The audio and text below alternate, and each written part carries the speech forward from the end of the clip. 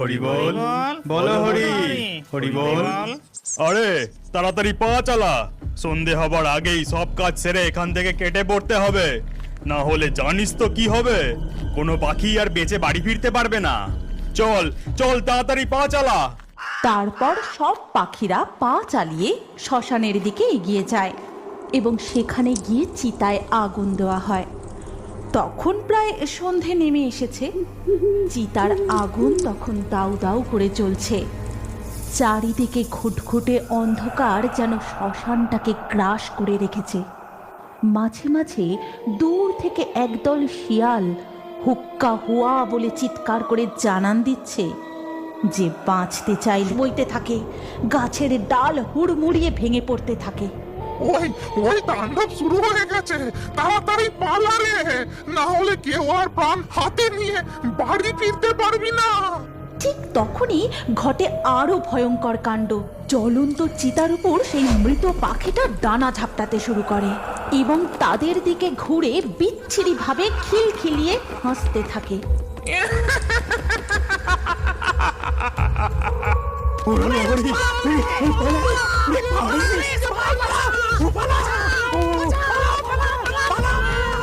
তারপর তারা সেই মৃত আধপোড়া পাখিটাকে সেই অবস্থাতে ফেলেই সেখান থেকে পালিয়ে যায়। নিমতলার এই শ্মশানে এমন সব ভুতুড়ে কাণ্ড ঘটে, সেখানে দিনের বেলাতেও কোনো পাখির আসতে গা ছমছম করে।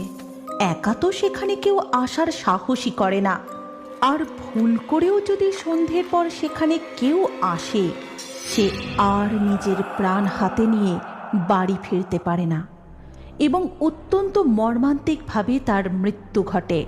কারণ সেই শ্মশানে বাসা বেঁধেছে অপঘাতে মৃত্যু হওয়া এক পেতনি আর শাকচুন্নি। ধুর ধুর, আর এইসব আধপোড়া পচা মাংস খেতে ভালো লাগে না। কতদিন হয়ে গেল কাঁচা মাংস খায়নি। কাঁচা রক্তের যে তাকেও মেরে ঘাড় মোটকে রক্ত চুষে খাবো।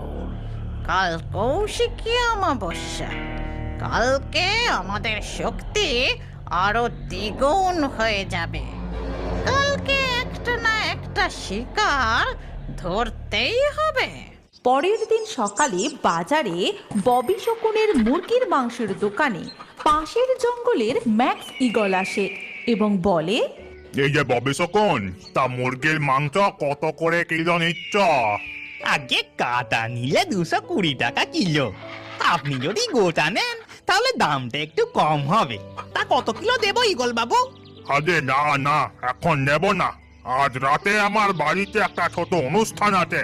আমার 2 মেয়ে সোনা আর রূপার জন্মদিন। এই 10-12 কেজি মাংস আজ সন্ধ্যে বেলার মধ্যে আমার লাগবে। তা তুমি আমার বাড়িতে ডেলিভারি দিয়ে আসতে পারবে তো? কোনো চিন্তা করবেন না ঈগল বাবু, ঠিক সময়ে মাংস আপনার বাড়িতে পৌঁছে যাবে। আপনি শুধু ঠিকানাটা দিয়ে যান।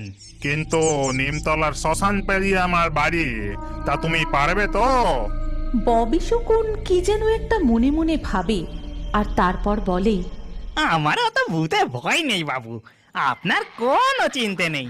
সন্ধ্যের আগে আপনার বাড়িতে মাংস ডেলিভারি হয়ে যাবে। সন্ধে হবার ঠিক আগে আগেই ববি শকুন তার ঠেলা গাড়িতে গোটা 6-7 মুরগি ভালো করে বেঁধে ম্যাক্স ঈগল বাবুর বাড়ি যাওয়ার জন্য তৈরি হচ্ছিল। না, সন্ধে হবার আগেই মুরগিগুলো ডেলিভারি দিয়ে ফিরে আসতে হবে, না হলে ওই শ্মশান পেরিয়ে আর বেরানটা নিয়ে বাড়ি ফিরতে পারবো না। তার ওপর আজ আবার কৌশিকী অমাবস্যা, আজ আবার ভূতেদের শক্তি দ্বিগুণ হয়ে যায়। যাই, বেরিয়ে পড়ি। তারপর সে